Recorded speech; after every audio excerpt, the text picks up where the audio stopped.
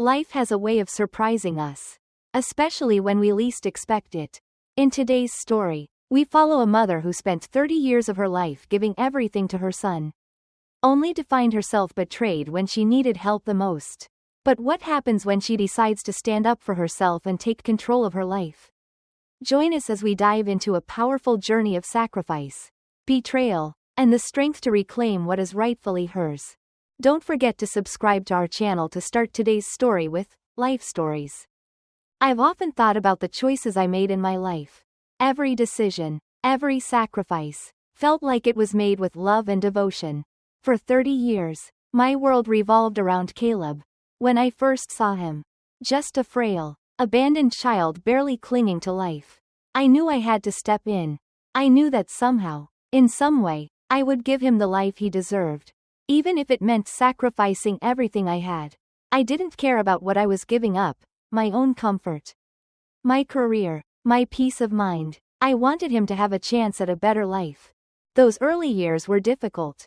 I remember the sleepless nights, nursing him through his illnesses, the hospital visits, the constant worry, but somehow, through it all, I managed to find strength I didn't even know I had. I worked multiple jobs just to make sure he had everything he needed.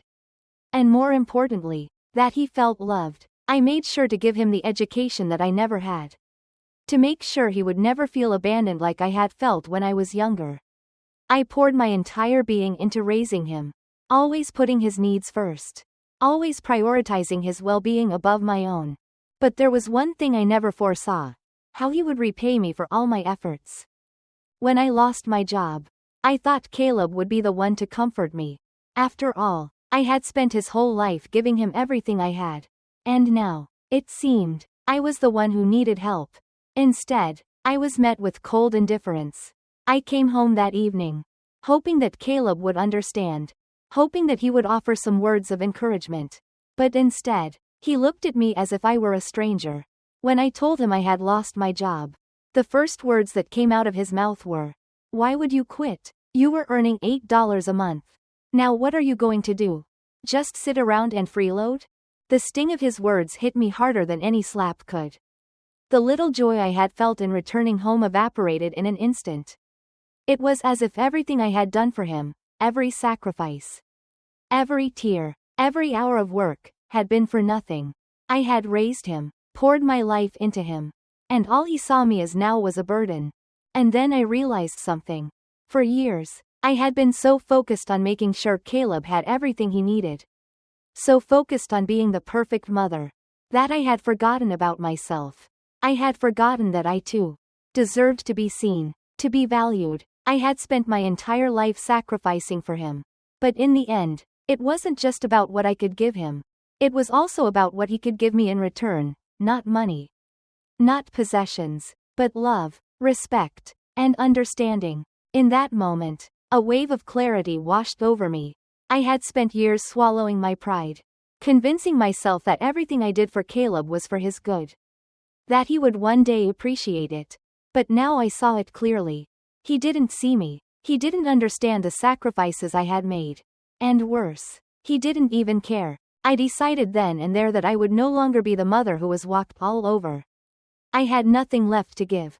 And yet Caleb still expected me to keep giving. I wasn't going to be his ATM anymore. I wasn't going to be the one who worked tirelessly just to keep his life comfortable. I had spent 30 years pouring my life into raising him. But now, it was time to stand up for myself. And yet, what Caleb didn't know, what none of them knew, was that I had a secret. A secret that would change everything. My late employer, someone who had truly respected me, had left me a fortune. The money I had never expected, the money I had never thought I would need, was now mine. It wasn't about the money, though. It was about reclaiming my life, my dignity, and my sense of self. For the first time in my life, I was free. Free from the chains of obligation. Free from the weight of endless sacrifice. I had spent my life giving. But now it was time to take something for myself. It was a painful truth, but a necessary one. Caleb didn't deserve me, not in the way I had hoped. And now, as I stood there, realizing just how far I had fallen in his eyes, I promised myself I would never again allow anyone to make me feel worthless. I had given everything to him. And it was time for me to take back what was mine, my independence, my respect, and my future. And as I looked out the window that evening, feeling the weight of those 30 years lift off my shoulders, I knew that this was just the beginning of something new. Something for me. It wasn't long before I realized the full extent of Caleb's attitude toward me.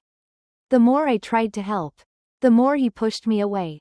It was as though the very idea of me returning home to rest and recuperate was an inconvenience to him. He saw my presence as nothing more than a means to an end, a source of money that he could rely on.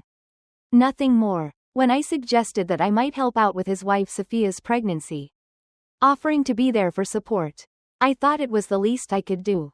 After all, I had always been there for Caleb, and now it was my turn to be there for him. But instead of gratitude, I was met with dismissive remarks and biting sarcasm. You think you can help with the baby? You used to be a housekeeper. Sophia sneered at me, her tone cold. Her mother, Evelyn, joined in without missing a beat.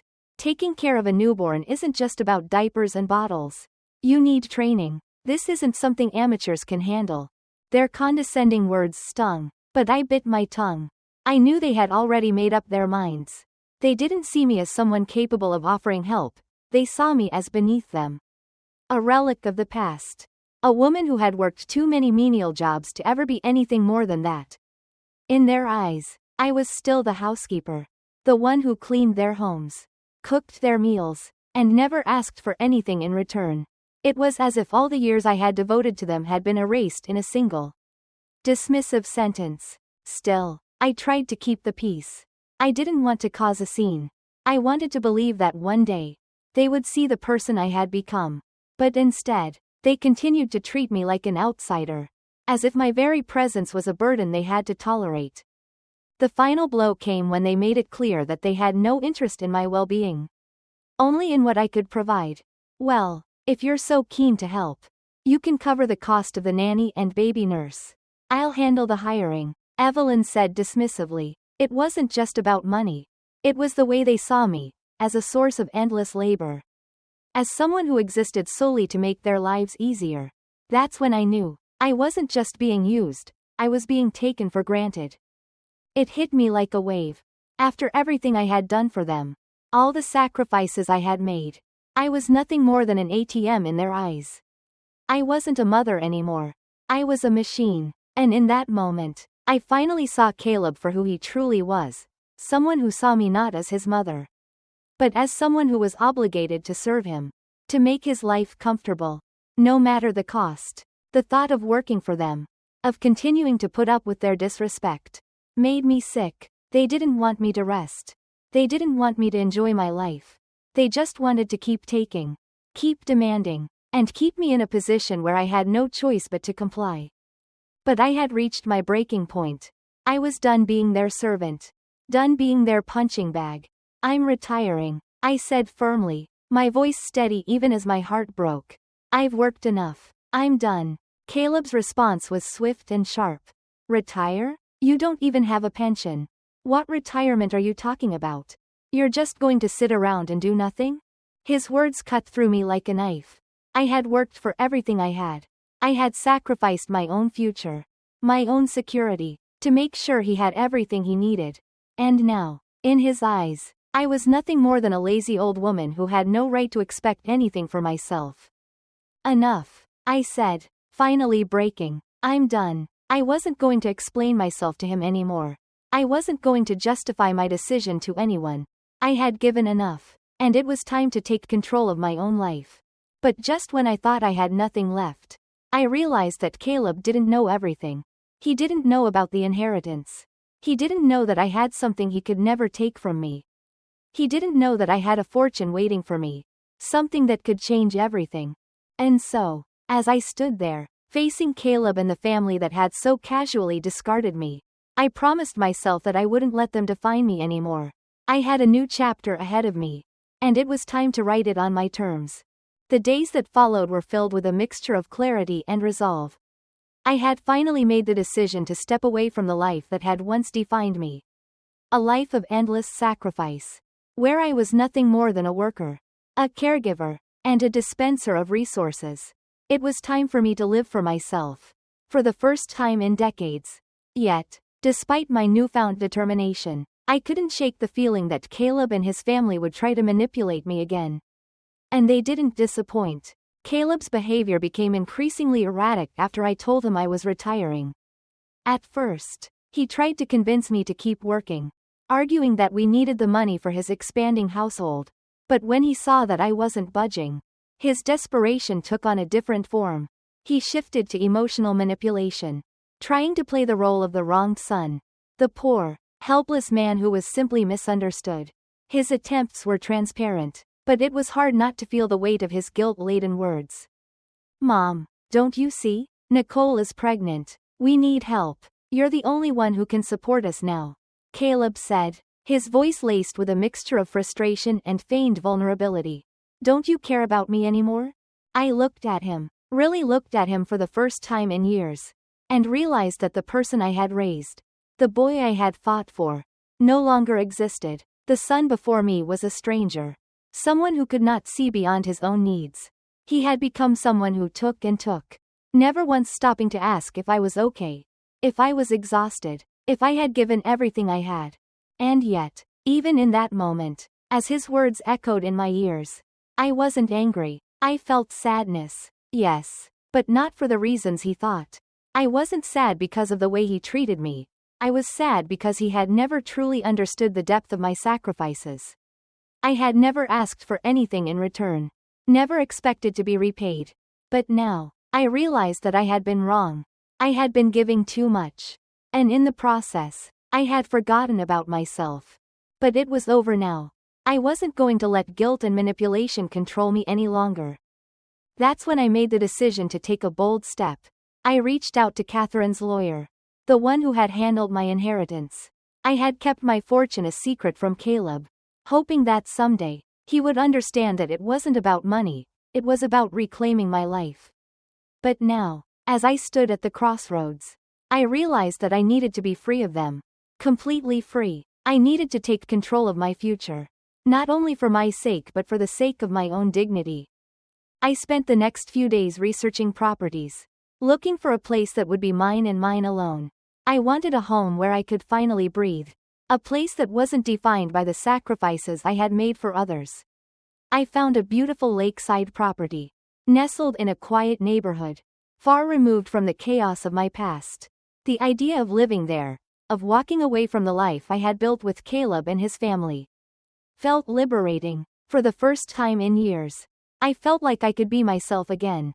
But even as I moved forward, the past refused to let go.